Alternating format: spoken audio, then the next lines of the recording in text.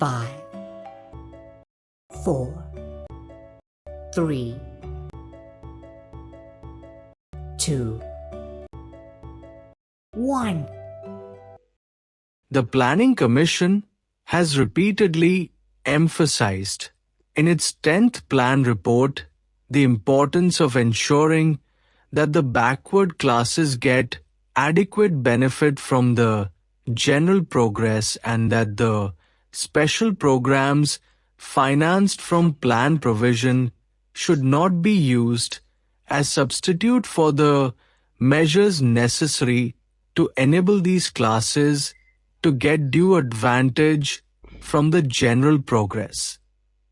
But no attempt is, however, made in the midterm appraisal to assess how far this recommendation of the Planning Commission was effectively implemented by the central and the state governments. There is reason to believe that, as before, adequate benefits did not accrue to the backward classes from the general progress. No doubt, some significant progress has been made in the field of education. But here too, shortfalls are very glaring. Our speed in the direction of literacy has not kept pace with the increase of our population, and today there are more illiterates in India than there were in 1951.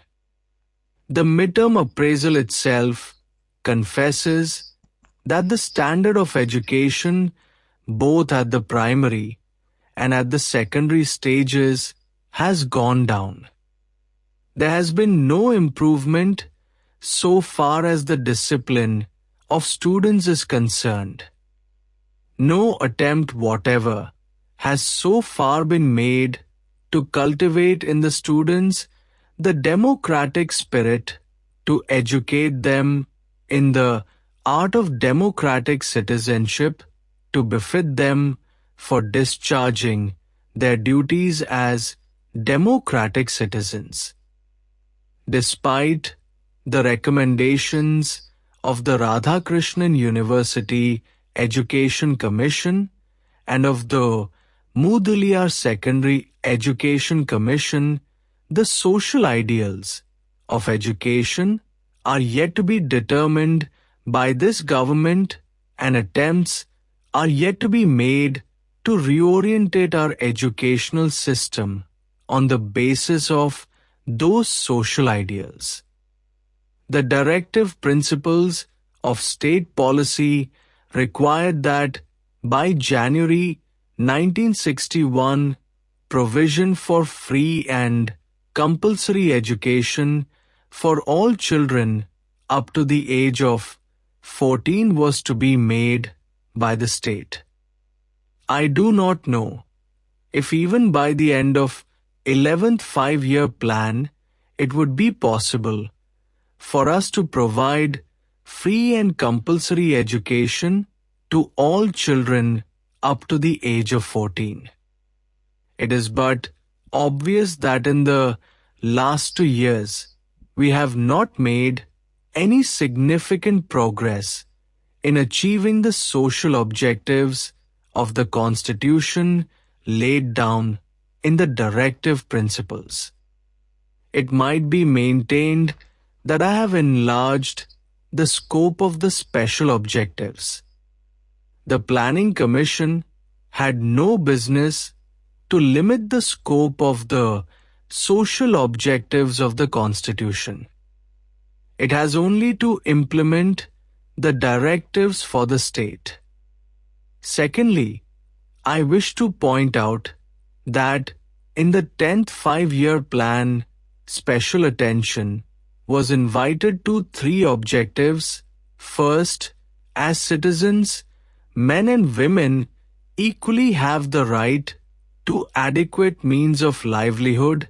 Second, the ownership and control of the material resources of the community are so distributed as best to subserve the common good and third, the operation of the economic system does not result in the concentration of wealth and means of production to the common detriment. I beg to submit, Madam, that no progress whatever has been made, even in regard to these three social objectives chosen by the Planning Commission for its special consideration in the 10th Five-Year Plan Report. Madam, I may point out that the directive principles of state policy also require the state to pay special attention to the promotion of cottage and rural industries, and even in the 10th Five-Year Plan Report, considerable stress was laid on this matter. But have we really made any significant achievement even in this matter? The midterm appraisal confesses that there has been a certain decline in the production of gur and khandasari and vegetable oils. In great many other village industries, relatively a marginal increase is reported.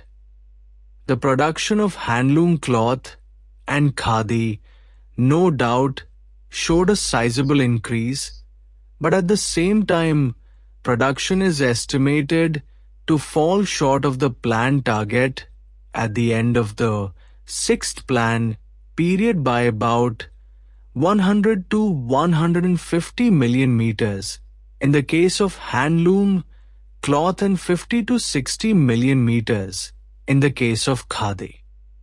It is admitted in the midterm appraisal that small industries and industrial estates generally suffered for want of certain raw materials, especially since the onset of emergency.